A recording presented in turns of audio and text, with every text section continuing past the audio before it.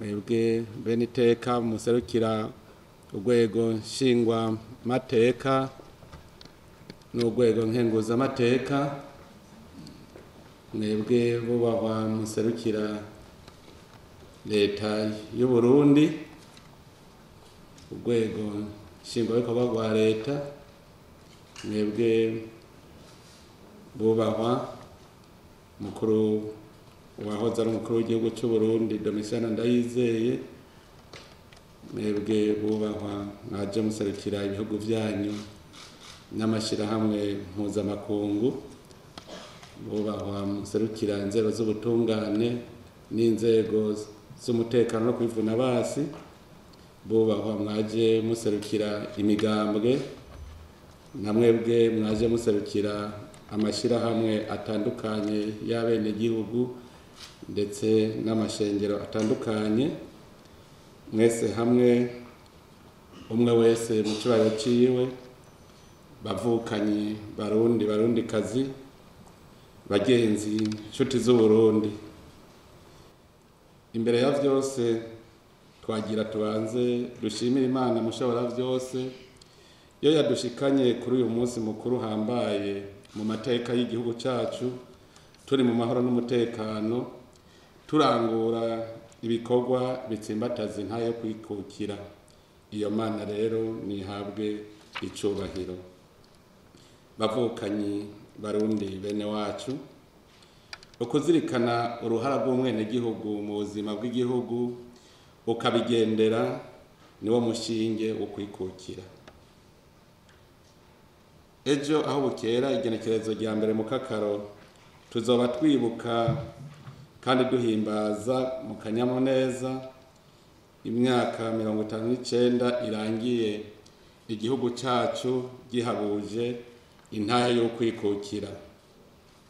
Iryo genekerezo ryabaye intibagiranwa mu mateka y'igihugu cacu, ritwibutsa vyinshi kuko twahabuje intahe yo kwikukira, twarapfunwe, twarahavye imyaka irenga 65 abakoroni baduhonyoye ku gakanu.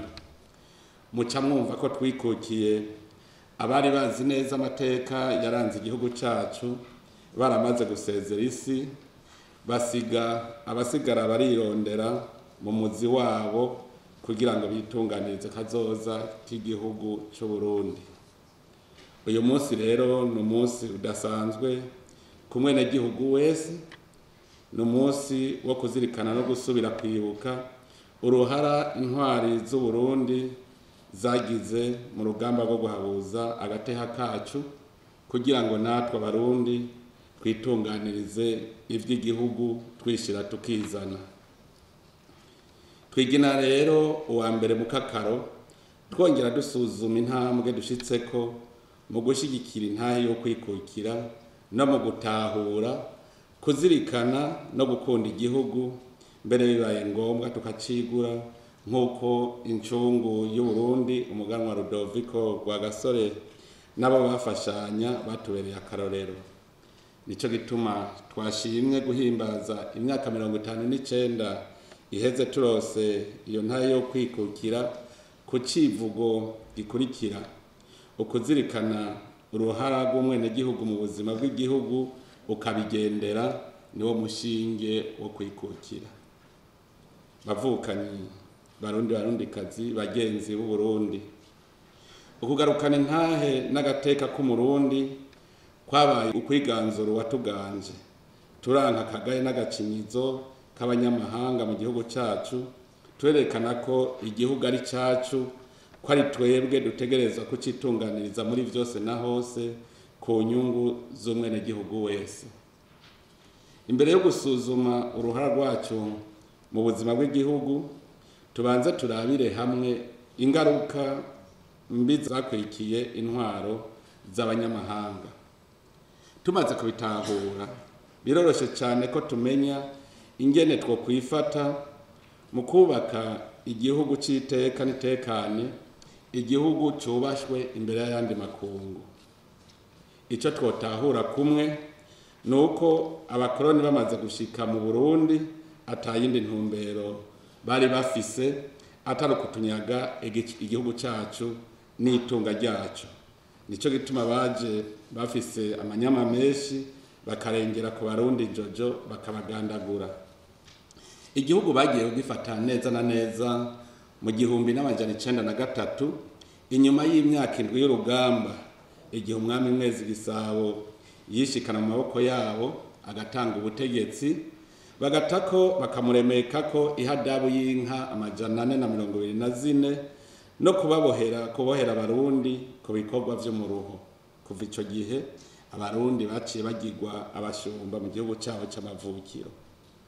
Muri ivyo bitero vy'abadagi mwomenya ko bakoreye abarundi ivyaha vyo mu ntambara kugira ngo bace inkokora abarundi bahahamuke, gutyo ntihabe uzosubira gucutsa umutima wo kugambarara itegeko rivuzwe n'umukoroni. Badutesheje vyinshi rero. Ubwa mbere batunyaze igihugu n'itunga ryaco ryose barigira gwabo, baca barondera ingene badukurako n'ubwene gihugu kugira ngo batwonkore kuri ico. Kugira ngo babishikeko baduhinduriye ubwoko ku nguvu, aho kwitwa abarundi ducika abahutu, abatutsi n'abatwa, mbere bakavyandika no kuri karangamuntu babanje gupima ibice vy'umubiri. Ivyo vyose babigize mu ntumbero yo kutwereka twebwe abarundi ko ataco dupfana, ahubwo kamenga umwe wese afise amamuko yiwe, ko ataco abarundi basangiye. Ingaruka vyatuzaniye twarabibonye, kwabaye ukwibagira ca gihugu catuvyaye, turacanka mbere turacankiriza, n'ubu ako kagwara hariho abarundi bataragakira naho basigaye bari kurushi. Tumaze kwanka igihugu catuvyaye, nta kindi cari gisigaye atari kwanka kugikorera, ahubwo aho kucubaka turagifutanya. Ica kabiri abakoroni badutesheje nukudukuramwo umutima wo kubaha inzego. Mu Kirundi tuvuga ko impehesa ari ingabo zitagira umutware, kugira basambure irihanga ry'abarundi bari bazi ahababaza, badukurako umutware. Mu Burundi umwami yari igiti kiturirwa, kuko niwe yari umuhuza w'abarundi n'Imana, na cane cane ko mu Burundi twese twari dufise ukwemera kumwe. Umwami yari se barundi kuva yimitswe, abarundi bakamwubaha kuko mu mico yabo bari bazi gusonera ubaruta, na cane cane umuvyeyi. Abazungu bari bamaze gushika baratoteje umwami, mbere barahakwa kumwica iyo hataboneka intwari ibihome ngo imwigure. Umwami baramushinyagurije mu maso y'abana biwe aribo barundi, kugira bati icubahiro n'ivyizigiro bari bafitiye uburongozi bw'igihugu. Kubera ivyo mu Burundi abakoroni bararanduye mu karangamutima k'umurundi ijambo ngenderwako ikizira. Bose baca bifata nk'ababugabo bwigaba badafise ico bategerezwa kwinengesera. Barataye ibintu vyose vyiza vyaranga umurundi, nko gusonera ikiremwa muntu. Abarundi kuva kera bari bazi ko umuntu ariko atihabwa atangwa n'Imana, kandi baramukunda bakamubungabunga. Mbere kubera uwo mutima w'ubuntu n'udukoko duto duto baradusonera, bakemeza ko uwutugiriye nabi abagiriye nabi umuntu. Mwumve namwe baravuga bati uciye umuserebanyi umurizo nyoka cacika amabere. Ivyo vyose kwari ukugira ngo umwana akure asonera ikinyabuzima cose. Kubera rero gutwagwa ku mukazo n'umunyamahanga tudasangiye imico n'imigenzo, twarataye imico n'imigenzo, turatibanga, kandi naryo ari ryo igihugu cubakirwako.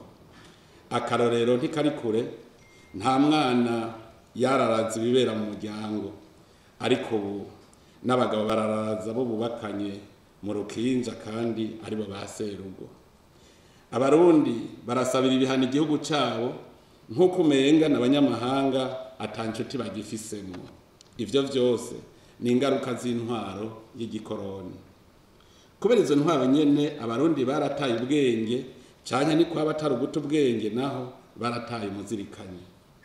abakoroni bataraza abarundi bari bashitse ku rwego rukomeye mu bijanye n'iterambere n'ubuhinga, barahingura ibikoresho bakeneye mu butare, ariko abakoroni baziye ubwo bwenge bwaciye buyama, umengo ntawe ugifise umutima wo kurondera ibintu bishasha ari mu Burundi.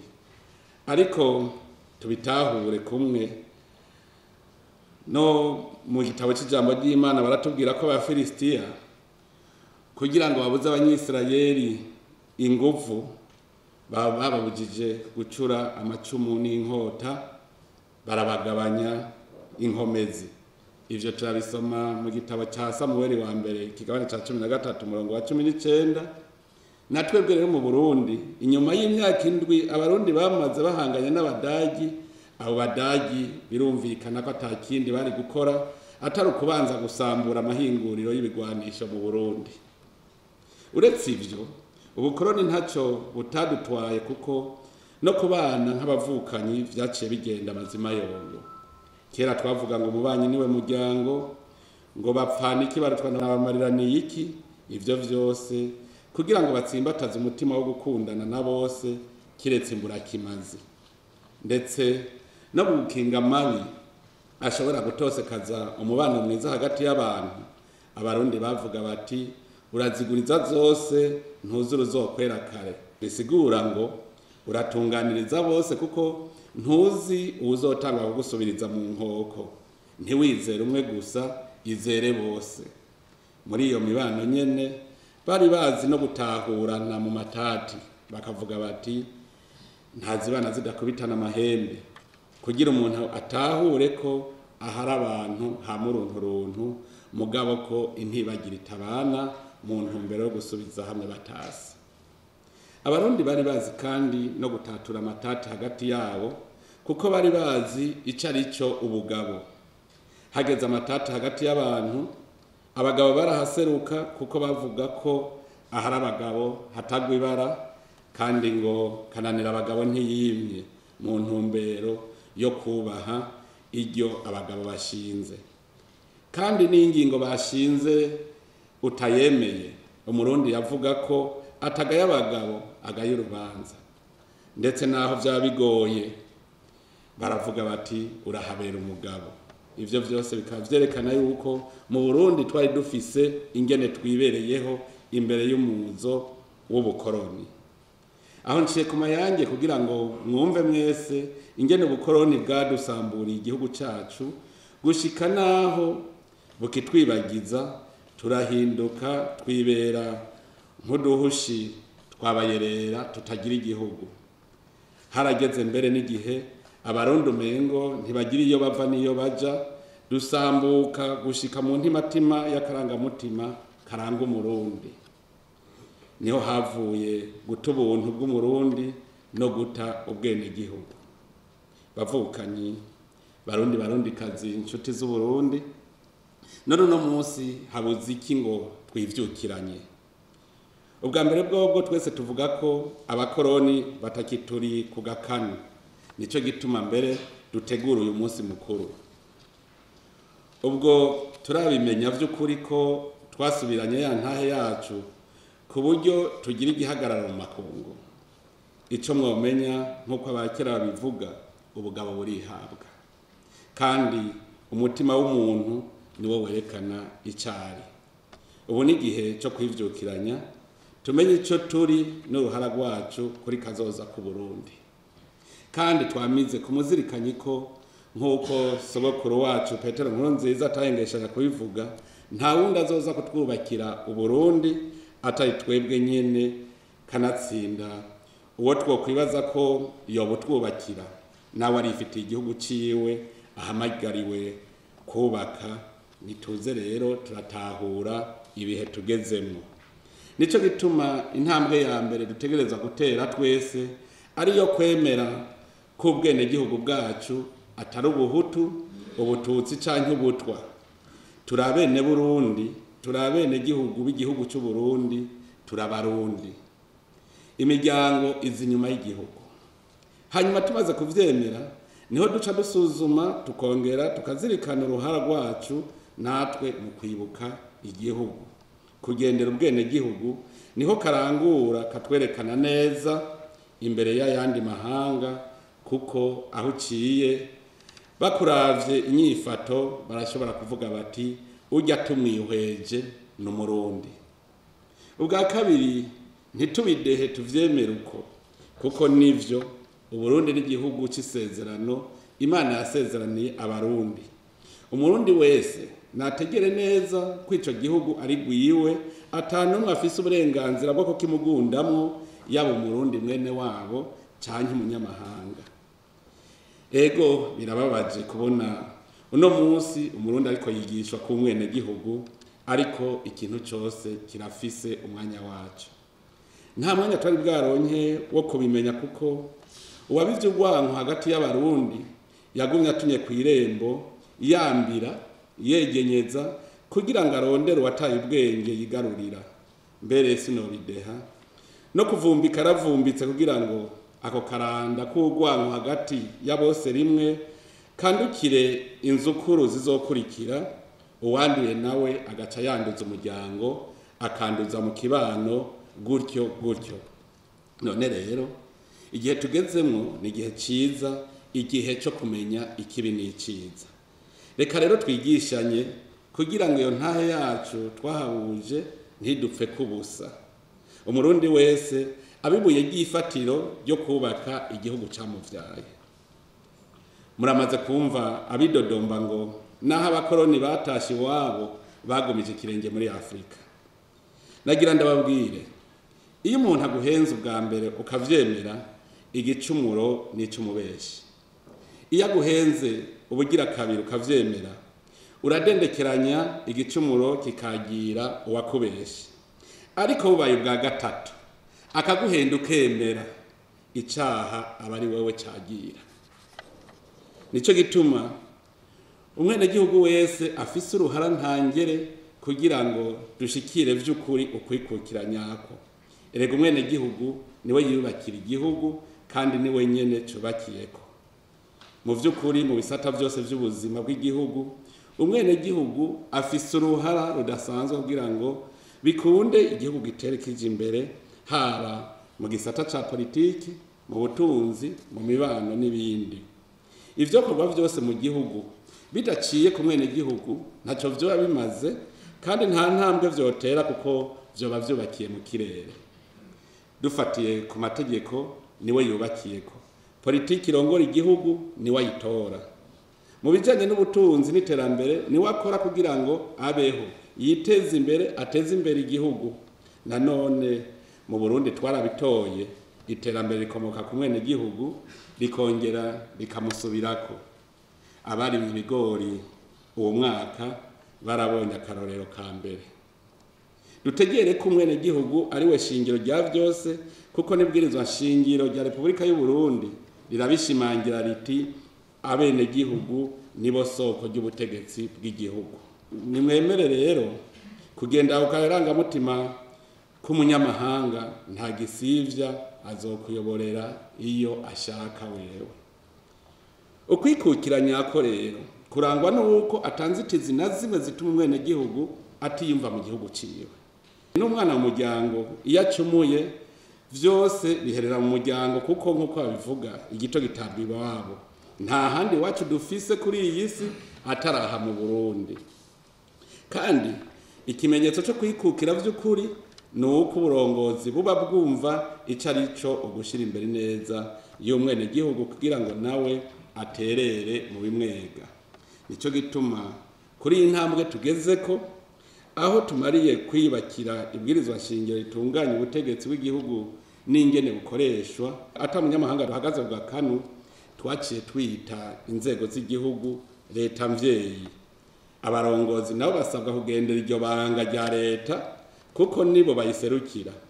Murabizi umutumwa nawe ashikiriza ijambo rya shebuja, agakora ivyo yamutumye. Bamenye ko rero leta ijeje gutunganiriza bene gihugu iryo banga baheze baryumeko. Ukwikukira kandi no kwemera kwiyubaka, ukumva kw'ingeso y'urugo ituba kurunga, no kumva ko utokwamuzera inze muri vyose. ivyo vyose nta na kimwe gishoboka umwenegihugu umwe wese ataratahura ko abwirizwa kugira ico akoze kugira ngo bikunde yimbure yibesheho umusesekara nawo awujane ku isoko gutyo aronke uburyo bwo kwikenura yongera atange amatagisi atuma uburongozi bw'igihugu butunganya imigambi minini minini ikorwa ku neza y'abenegihugu bose. Umwenegihugu amaze gutahura uruhara rwiwe mu gihugu, indongozi nyene zikavyumva uko, niho rero twoheza tukanezerwa tuvuga tuti twarikukiye, maze tukiginana bikwiye kuko intahe yo kwikukira iri mu minwe yacu nk'abarundi, twibuka ko twayihabuje dutamye kandi ko yadukuye habi. Tubitahuye uko niho twoyibungabunga nk'amata y'abashitsi, tuzi ko tuyanjanjwe ko ishobora kuduca mu myanya y'intoki kuko igihugu kiraryoha, na cane cane igihugu cy'u Burundi kirimwo vyose. Ukwikukira kandi si ukwiyubakira ko nka Nyabumba haba namba, no kugira igihagararo mu bandi ariko tukanka agasuzuguro, no kugurura amarembo kugira abandi batumenye, bamenye n'amateka yacu, bamenye ico twobungura kuko isi ntisakaye, twese turi bamagiriranire. Kanatsinda turabivuga nyamwigenda ko ntari miri mpeshi, kandi umugabo umumwera ubwanwa bwaca akakumwera ubundi. Iyo niyo migenderanire twipfuza, itari imwe yo kutununuza, kutugira ikiraro canke kutujyanisha n'abagenzi. Bavukanyi barundi mwese bagenzi b'u Burundi, twahabuje intahe yo kwikukira kuko twaragizwe abaja mu gihugu cyacu, aho twacurwa bufuni na buhoro, tugatuntura ku mutima atawe turirira kuko atabutungane no gusonera agateka ka muntu vyavugwa. Ivyo vyose nibyo vyari bikwiye kuduha icigwa umurundi wese agatahura, maze tukava ibuzimu tukaja ibuntu, tukihaya igihugu cyacu. Murama mwibuka ko Imana yaduhaye igihugu c'amata n'ubuki, nico gituma n'ubu turavye nabi bazoguma benyegeza kugira ngo tugume dusamaye, barabe ko boduca mu ryahumye.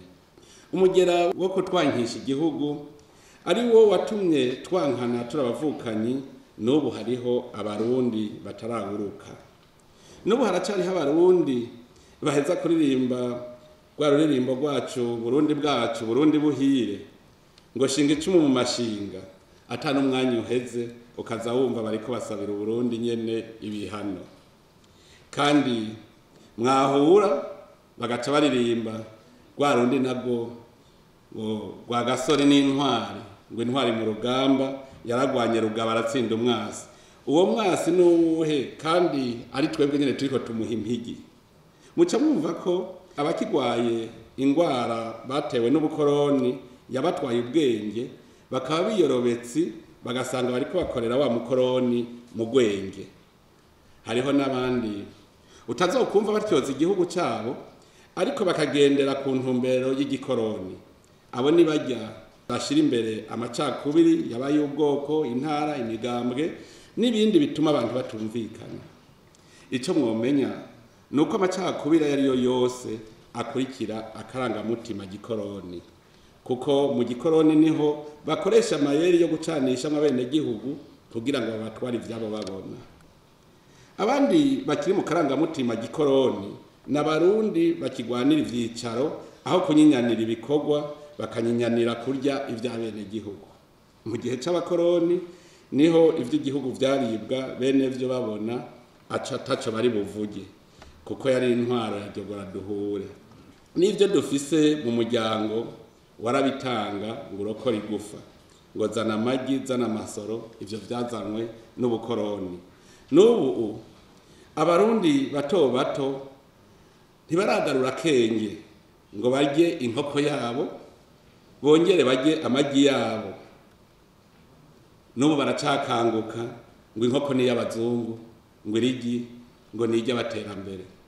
Ubu rero aho tugeze, umurundi wese niyumve ko abaye umurongozi abahindutse umusoko w'abene gihugu, ajejwe kubungabungira ivyabo. Abandi bakigendera mu karangamutima k'ubukoroni n'ibinebwe. Mwese musanzwe muzi neza ko uwutigaburira atigaba, kanatsinda bavuga bati ntawuharira n'umuhamba, kandi n'inzaragiza biragendana. None woba uri kurasega ukagira agateka gute? Ntawe ushaka iteka atekeye mu vyatsi. Uwushaka kuva mu vyara vy'ubukoroni arakora akimbura hanyuma akigaburira. Nagira ndabatangarize ko igihe cyose Uburundi buzoba bugisaba imfashanyo, uwo mugozi w'ubukoroni uzoba ukiturira izosi. None rero twisuzume, twibaze ko hari inyonzo duhetse ituma tudakora amaboko mu mpuzu ngo dukore nk'uko ibihugu biteye imbere bene vyo bakoze bagatera imbere. N'ubu naho tuguma duhanura kandi twigishanya, impinga yo kuvavanura n'akarangamutima k'ubukoroni iracari ndende, kuko abarundi bamwe bamwe baracagendera ako karangamutima.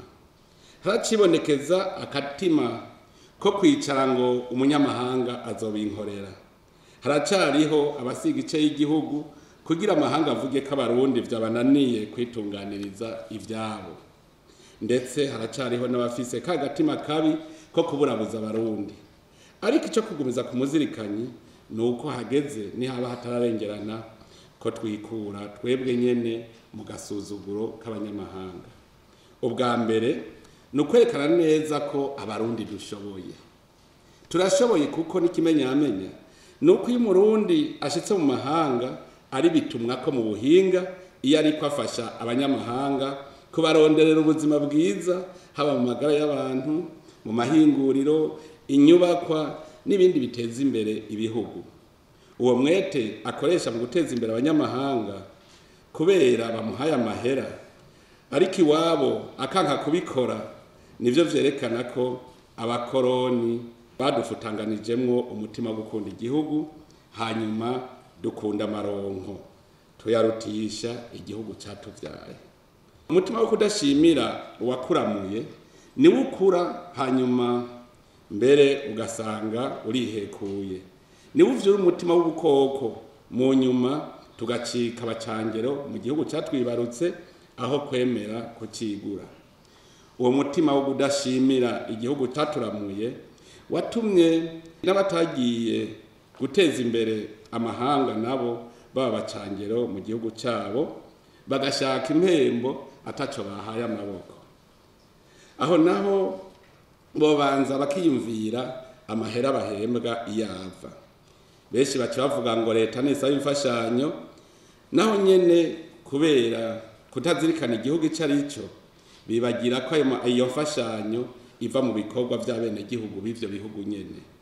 Nico gituma tubasaba nyabuna n'imiburiburi bumvira ikigongo abo bene gihugu b'abanyamahanga bafise ubwenge nk'ubw'abarundi, ariko bo bakarara bicaye ngo baronke ikibatunga n'ico bafashisha abarundi.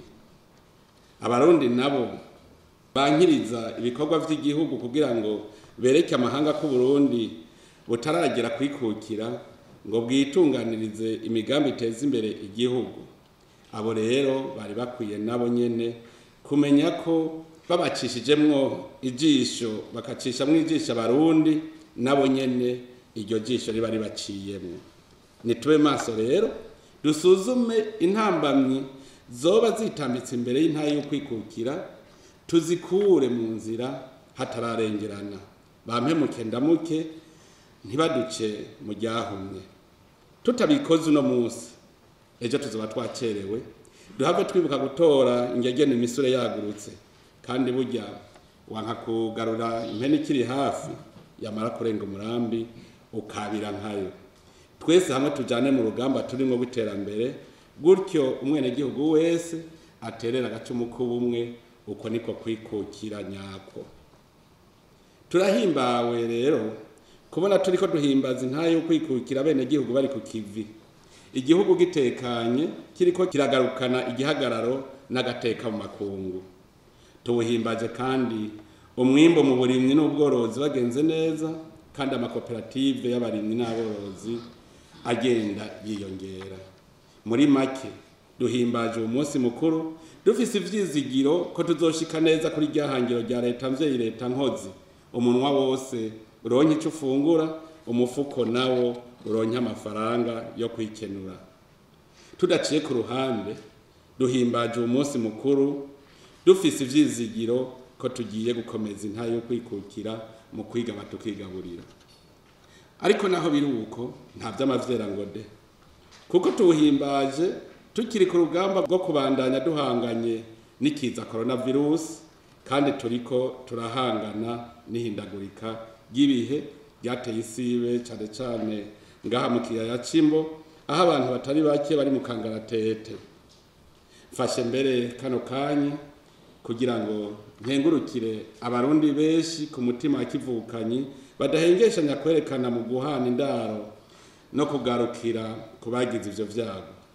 Nico kimenyetso cerekana ko abarundi bariko baragaruka kw'itsiso muri wa mugenzo mwiza wo gushikirana mu munezero no mu magorwa wamyuranga Uburundi. Turashimiye abo bose bafashije kugira ngo abateshejwe ivyabo babandanye babaho. Aha twovuga nk'amashirahamwe y'abarundi n'amashirahamwe mpuzamakungu yitanze atiziganya mu gufasha muri ico gikorwa. Abo bose bakaba bariko batanga akarorero ko gufatana mu nda mw'isi ataho bisa bisana n'agacinyizo. Bavukanyi barundi kazi bagenzi b'u Burundi, sinorangiza ntasubiye kwerekana ibimenyetso vyerekana kwikukira kukuri kugira umwe wese amenye inyifato agira mu buzima bwiwe ahari hose.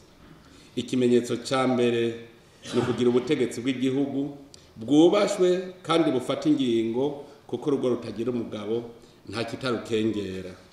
Nico gituma dushimikira cane cane ku gukomeza umutekano w'igihugu n'abene gihugu, tukongera tugakomeza ubutungane mu gihugu kugira ngo ntihagire uwigira ubugabo bwigaba ngo ahonyore ku gakanu uwundi. Ikimenyetso ca kabiri ni intwari ibereye, kuko nituma umwene gihugu wese yiyumva mu gihugu ciwe. Muri iyo ntumbero ku kijanye n'integuro y'amafaranga leta ikoresha ku mwaka, hagiye kubanza gushirwa imbere imigambi mikuru n'ivyihuta kugira ngo bibanze gutegurwa neza, hajeho ubuhinga bwa none bwo gukurikirana ingene uburyo busohotse bukoreshwa, habeho no gukurikirana ko ivyateguwe vyakozwe neza ku buryo buke, gutyo herekanwe no mwimbu canke ibikorwa bigaragaza ivyakozwe nk'uko bitegerezwa.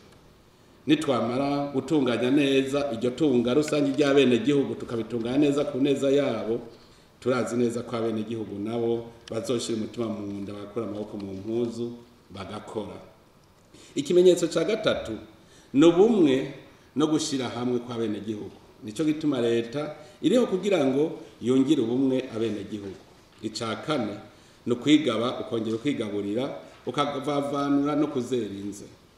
Ica gatanu no kugira izina mu makungu ukivugira.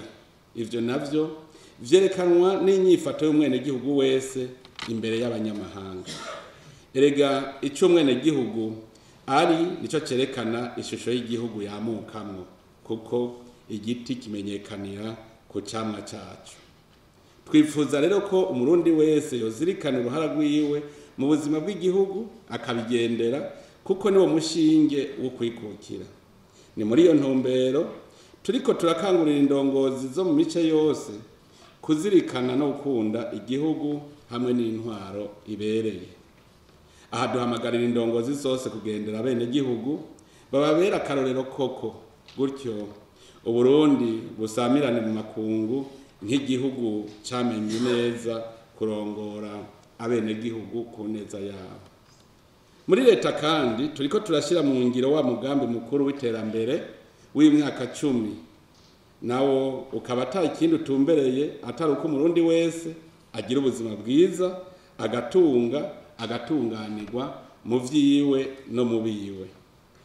Turiko turafasha kandi bimwe biboneka kunywanisha abarundi inyuma y'amabi yashikiye Uburundi kubera ingaruka z'ubukoroni. Kubera ukuri kuriko kuraja habona buteye ubwoba n'agahinda, turasaba ko umurundi wese yigumya, tukaremeshanya tuzi ko ayo mabi atazogaruka mu gihugu cyacu kuko n'akamaramaza ku burongozi. Kuri jewe ndaremesha abarundi ndababwira ko bijya vyabaye ari ibara, ko igihe cyose demokarasi izoba yiganje mu Burundi kiryo bara ritazosubira kugwa, Imana irambere icagiriza. Ivyo ndabivuga ndabikuye ku mutima, kuko nta hantu hari uburongozi bw'igihugu nyabwo hoba ubwicanyi nka burya, kiretse abantu bose bacitse ibikoko. Ntihagire rero abagira umutima uhagaze ngo bizosubira, kandi ntihagire abagira ubwoba ngo bazohava bagwa mu mporero. Nta muntu yemerewe kwihora, kuko n'ijambo ry'Imana tugenderako rirabitwihaniza riti ntuze wihore kandi ntuzugirire inzigo abantu b'igihugu cawe, ahubwo urakunda mugenzi wawe nk'uko wikunda wewe nyene. Ivyo tubisaba mu gitabo ca bene Levi ikigabane ca 19 umurongo wa 18. Uburongozi kandi buriko burerekana ko Uburundi nabwo bufise igihagararo kandi bufise ico bumariye amakungu mu kugarukana umutekano aho wabuze no mu kurwanya iterabwoba kw'isi. Ku ruhande rw'abandi bene gihugu biraboneka ko abarundi bamaze gutangura kugaragaza wa mutima wo gukunda igihugu, baba bari mu gihugu canke bari mu mahanga. Tukaba dushimira cane cane abarundi bariko barahesha agateka igihugu mu byo bakorera hanze, haba abaronzi canke abahiganwa mu mice inyuranye. Turashima kandi ko n'impunzi ziriko zitahuka ku bwishi, dutera kamo n'abandi batarataha tubibutsa ko ubutahi wabo atabarinda kubisaba, kuko ari uburenganzira bwiwe ntaharirizwa. Nakarengo akarenge kaja iyo kavuka ntigahandwa. Ni mube bakaradiridimba, kuko muri abana baje iwabo, natwe abari ngaha tubarindiranye igishika n'urukundo. Bavukanyi barundi kazi, bagenzi b'u Burundi, imbere yo kurangiza ijambo nashaka gusubira kwibutsa amakungu amabi y'ubukoroni n'ingaruka vyazaniye abahuye navyo, kugira ngo nabo babitegere kumwe natwe, hanyuma tujane mu gusubiza mu buryo ingorane twebwe dufise uno munsi. Ubukoroni n'ubwicanyi mu bundi, mbere n'ubwicanyi bukorerwa ikiremwa muntu. Uretse muri Afrika no mu yindi migabane y'isi, Uburundi bwarafutanye kandi cari igihugu cifashe, cari igihugu giteye imbere, haba mu burimyi, ubworozi ndetse n'ubudandaji n'amahinguriro. Iyo tudahura n'ayo mahano, Uburundi kiba ari igihugu giteye imbere cyane, mugabo canyoshwe n'ubukoroni. Mbere ku Burundi hoho, ubwo bukoroni ntikwabaye kutuzingamika gusa, ahubwo bwararupfunyije mu buzima bwose bw'igihugu, kuko bwaduciyemwo imice, abantu baricwa, barangazwa, none n'ubu ntituratoha. Uno munsi harageze nihaba hatarengeranye ko natwe mu Burundi tugira agahengwe, turuhuke iyo ntuntu tw'amatwinovora ibindi bihugu biriko biratoha. Amakungu natwumve, areke kubandanyaho impigi abarundi bari mu kwaha kw'abateye ayo mahano mu Burundi. Ubu turi mu bihe byo kwisanasana, amakungu yarakwiye kuduherekeza muri iyo nzira mu kurindira ko badushumbusha. Ahandi hoho ko bari kudukora mu nkovu. Turasavye ishirahamwe ONU ko ryo kwibuka ko igihe Ububirigi bwazana amacakubiri mu Burundi bwakorera mu kwaha kwa ONU, hanyuma kumwe babigirira i Berlin mu kuja inama yo kwigarurira ibihugu bito bito, abariko baje inama badufate mu mugongo aho kutunyikiza, badufashe dusanurire hamwe ivyasambuwe kubera ayo macakubiri. Eka n'Ubudagi nibwibuke, kuko nibwo bwadukwegeye ingwano ya mbere mu gihugu cy'u Burundi, butako buratunyaga ivyacu ndetse n'ibitungwa birimo. Abo bose turabahamagarira kudufata mu mugongo kuko iyo butaba ubukoroni ibimenyetso vyinshi birerekana ko Uburundi buba ari igihugu cifashe, kuko n'ico gihe bwari bwifashe. Amahanga nadufate mu mugongo adushigikire ku ntambwe tugezeko yo kwiteza imbere. Ntitworeka no kubashimira ko baducishije ubwenge igihe bahagarika imfashanyo mu 2015, tukibako tugaterera amatora atamfashanyo mva makungu kandi bikagenda neza. Uno munsi umwizero ni munini cyane, n'ikimenyamenya ejo aho bukera Uburundi buca bwakira abashitsi benshi baje kudushigikira, inshuti zidasanzwe baje gushigikira Uburundi muri uyu munsi mukuru. Nkaba mboneyeho mbere no gusaba abarundi bose ko bobakiriza ugweze n'akanyamuneza. Turashimira cyane ibanki y'isi yose kwishaka batweretse kandi n'ubu baheruka kutwereka ryo gushigikira Uburundi mu migambi yabwo y'iterambere. Tukaba tubatera intege tubabwira yuko natwe tutazobamaramaza, dushaka kugenda twese mu iterambere rirondera ubuzima bw'abenegihugu. Turashima kandi intambwe ibiganiro hagati ya leta y'u Burundi n'ishirahamwe ry'ubumwe bwa Buraya bigezeko, nishaka tubona ivyo bihugu bifise byo gusubiza hamwe natwe. Tubasaba kudahesha ngo bahave batuzanira amananiza muri ivyo biganiro. Muri imyaka 6 Uburundi bumaze bwitunganiriza ibijanye n'uburyo igihugu gikenera, biraboneka ko abadufata mu mugongo bagarutse basanga dushitse ku ntambwe ikomeye yo kwitunganiriza ivyacu. Inzara twayigwanije bimwe biboneka kandi n'ubu turiko.